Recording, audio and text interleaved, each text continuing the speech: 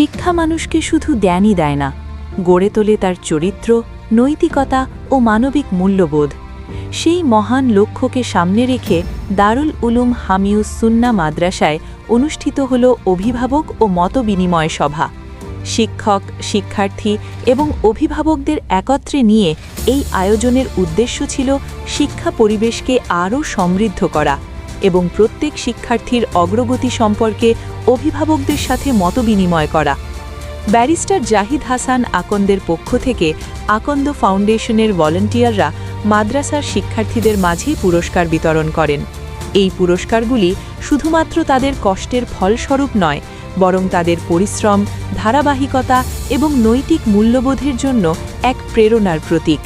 এই পুরস্কারের মাধ্যমে তারা শুধু নিজেদের কৃতিত্ব উদযাপন করেননি, বরং আরও অনেককে প্রেরণা জুগিয়েছেন তাদের পড়াশোনা এবং জীবনধারণের সঠিক পথে চলতে।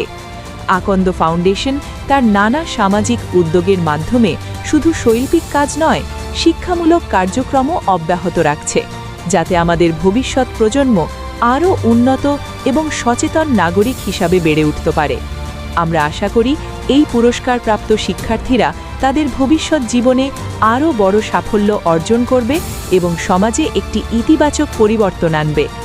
আকন্দ ফাউন্ডেশন সবসময় পাশে থাকবে শিক্ষার আলো ছড়িয়ে দিতে।